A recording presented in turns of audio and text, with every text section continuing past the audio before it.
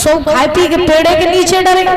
भगवान सोचने लगे कि पंडित जी ऐसे द्वारका में आए तो रुक्मिणी पहुंचे चंदेली में जो द्वारका नहीं आ पाई। सो भगवान ने कहा करो कि अपनी माया के द्वारा पंडित जी को सोता हुआ उठा लिया और परीक्षित जी द्वारका में पहुंचा दिया। कुछ देर बाद पंडित जी की आंखें खुली। पंडित जी ने देखो कि हम लेटे थे वृक्ष के नीचे।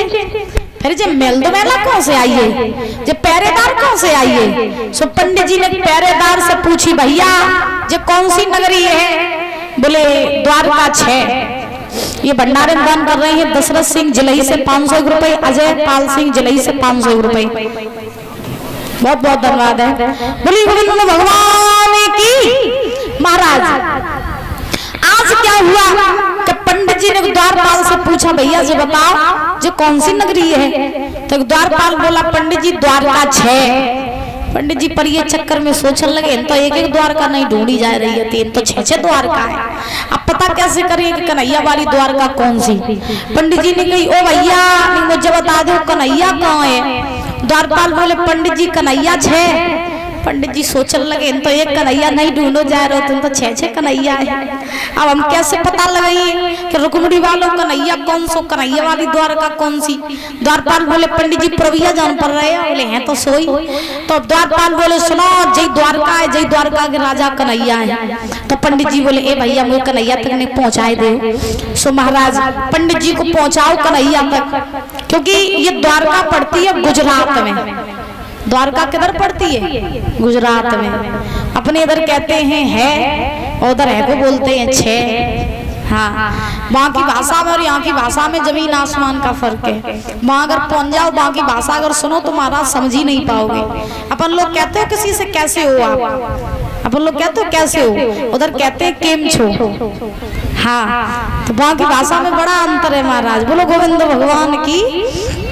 ऐसे ही आज पंडित जी को पहुंचाया भगवान कन्हैया के पास। भगवान के पास में पंडित जी पहुंचे। पंडित जी ने पत्र दो कन्हैया से कहीं पढ़ ले और समझ में आ जाए तो हमारे संगे चले चलो।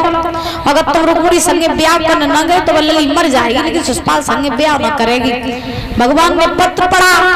पत्र में लिखा था कि कन्हैया तुम मुझे लेने नहीं आओगे, अगर लेने ना आए तो मैं मर जाऊंगी, लेकिन सुषपाल संग शादी नहीं करूंगी। अब भगवान ने पत्र तो पढ़ लो।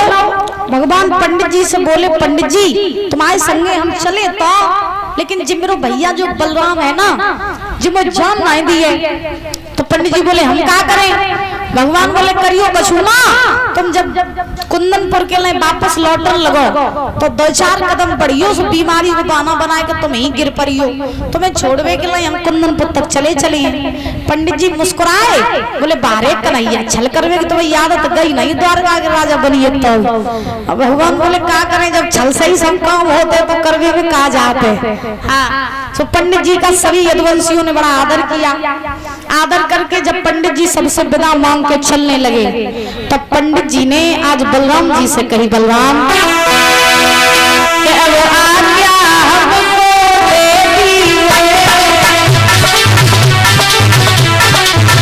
अब आज्ञा हमको दे दीजिए, हम अपने घर को जाते हैं तो सभी तुलसी मिल करके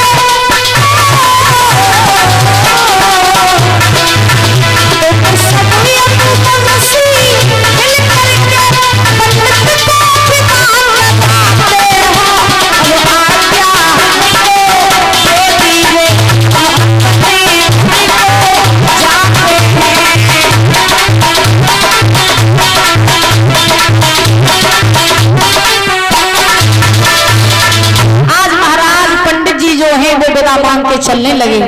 बलराम जी और सभी यदुवंशी जो हैं ये पंडित जी की विदा करने लगे।